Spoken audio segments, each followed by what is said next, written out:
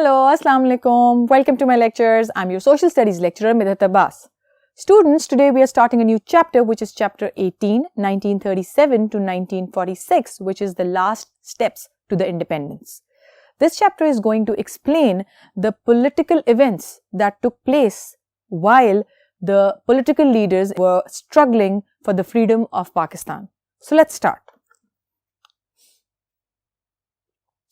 So let's take a recall. Last chapter, which was chapter 17, उसमें हमने ये देखा कि what was the role of the political leaders in the road to independence. We also saw कि what was the role of the women, because जो struggle थी पाकिस्तान की या formation of पाकिस्तान की, उसमें the males and the females, they worked together. And yes, it was the struggle of the Muslims of the India, of Quaid-e-Azam, of other political leaders which caused or which led to the formation of the independent state Pakistan. Now, this chapter, we're going to take a look at the events that took place and that led to the formation of Pakistan. Continuing, let's talk about World War II. World War II, as you all know, it started in 1939 and it ended in 1945. But however, again World War II में, जिस तरह World War I में Britishers को हिंदुओं की और मुसलमानों की ज़रूरत थी because they needed Indian people to fight for them. World War II में भी they needed the Indian people and that is what exactly happened. और ऐसा ही हुआ. Indian people again helped British क्योंकि अभी भी वो ब्रिटिश के उस वादे पे लगे हुए थे कि इंडिया को सेल्फ गवर्नमेंट दे दी जाएगी. 1940 British government made August offer towards greater autonomy. British government ने ऑफर की कि इंडिया को सेल्फ गवर्निंग स्टेटस दे दिया जाएगा. In return, India has to just help them with the World War. Meantime, 1940 में, at the same time, Lahore Resolution was passed. Lahore Resolution, where Muslims in a session of All India Muslim League put forward that they need separate state, separate homeland. So there should be two separate states of Hindus and Muslims, जिनमें Muslim majority areas को group कर दिया जाए और Hindu majority areas को group कर दिया जाए. इन चीज़ों के साथ साथ What happened was कि लाहौर रेजोल्यूशन में जब स्टेट की बात की कि पाकिस्तान, जो इसको हम आज पाकिस्तान के नाम से जानते हैं, बनेगा, तो ये नाम पाकिस्तान जो है, it was suggested by a young student at Cambridge University. और उस स्टूडेंट का नाम था चौधरी रहमत अली. चौधरी रहमत Ali was one of the good young people, the energetic people who were working for the struggle movement. He gave the नाम Pakistan based on these geographical areas. Actually इस नाम के थ्रू ये भी इंडिकेट किया जा रहा था कि ये सारे जियोग्राफिकल एरियाज ग्रुप कर दिए जाएं और उनको पाकिस्तान बना दिया जाए. सो P Punjab, A Afghania, K Kashmir, I Indus, S Sindh and tan from Balochistan. And this is how Pakistan the name came into being. Then came 1942, 1942. 1942 में Cripps mission, sir Stafford Cripps के अंडर ब्रिटिश गवर्नमेंट ने एक मिशन भेजा to India. His purpose was to explain Japanese threat to India and in return for help offer full dominion status.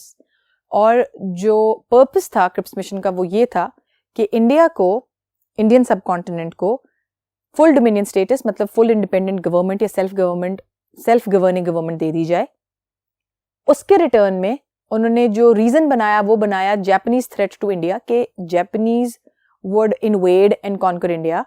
सो उस thread को use करके उन्होंने India से, Indian people से मदद मांगी for helping them in the world war II. अब ये जो प्लान था क्रिप्स मिशन का, it allowed provinces to join और विदड्रॉ फ्रॉम इंडियन यूनियन. अब इस प्लान में जहां फुल डोमिनियन स्टेटस दिया जा रहा था, वहां साथ में प्रोविंसेस को ये भी इजाजत दी जा रही थी कि वो या तो सेंट्रल जो भी यूनियन बनेगी उसके साथ ज्वाइन कर सकते हैं या उसके अलावा भी अपना स्टेटस रख सकते हैं. Congress or Muslim League, both of them rejected this plan. Congress was unhappy because of its own reasons, where they did not want the Muslims to be represented. वो ये नहीं चाहते थे कि मुसलमानों को किसी भी तरह की representation मिले. And Muslim League rejected it because it was now not agreeing on anything less than a separate homeland. तो अब Congress and Muslim League was one-on-one and they knew that Muslims want a separate state and Congress do not want any form of representation for Muslims.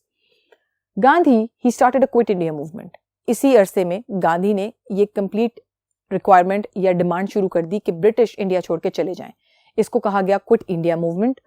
Civil disobedience start कर दी गई. गांधी के कहने पे जो Hindus थे उन्होंने सिविल डिसोबीडियंस स्टार्ट की. सिविल डिसोबीडियंस का मतलब ये कि the people stopped buying British goods, they stopped cooperating with the government. They walked out of schools and colleges. So this mass level disobedience was carried out all over Indian subcontinent.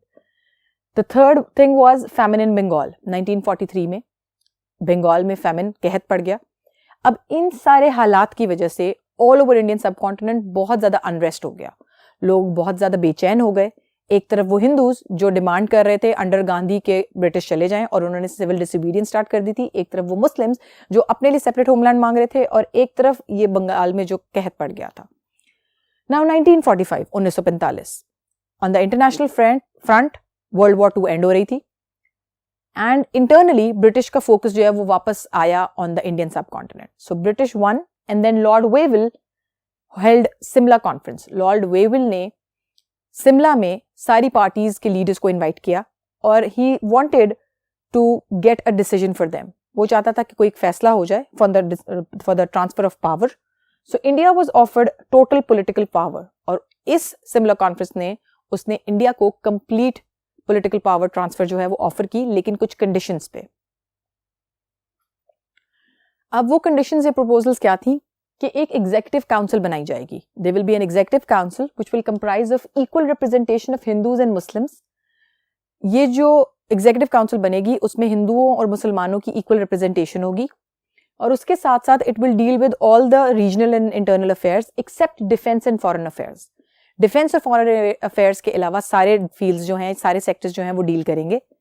अब कांग्रेस को इससे जो issue था इन proposal से या इस preposition से वो ये था कि Congress demanded the right to nominate the Muslim members also.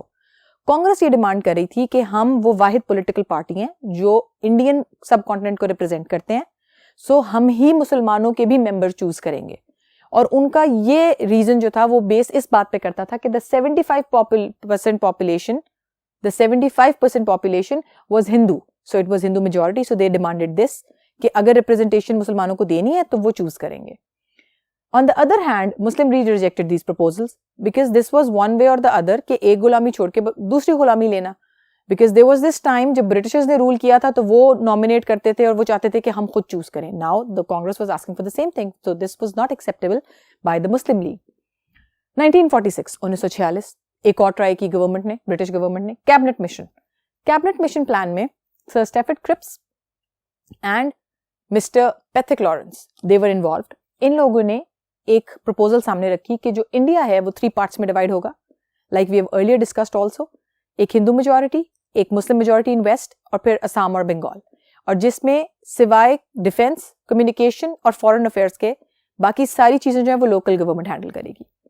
अब again they were discussions which were held, लेकिन after lengthy discussions British realized that these two parties are against each other's point of view.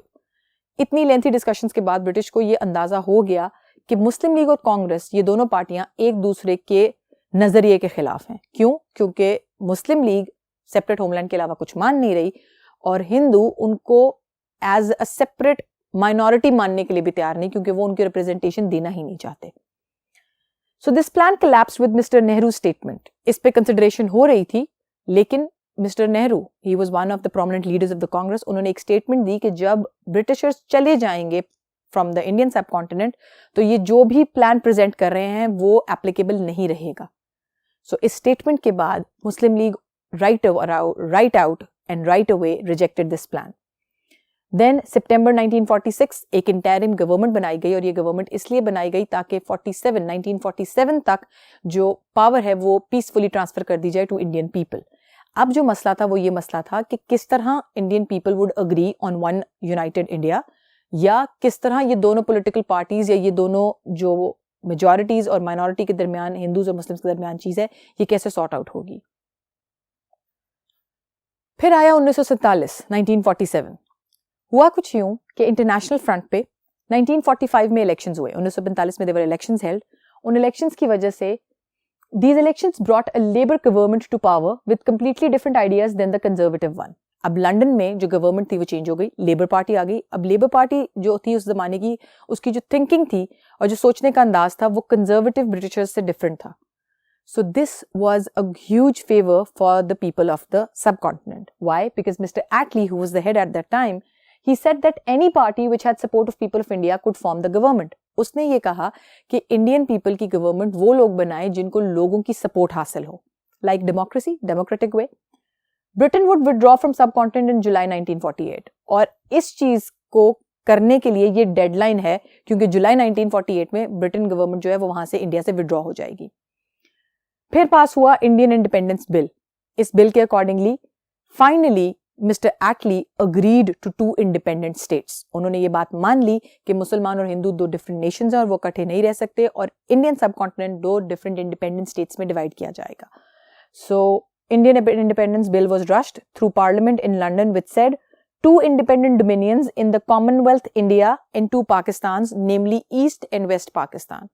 So इस bill के पास होने के बाद it was finally decided कि Indian subcontinent 2 हिस्सों में divide हो जाएगा. अब यहां से आगे हम कंटिन्यू करेंगे नेक्स्ट लेक्चर में. तब तक के लिए अल्लाह हाफिज.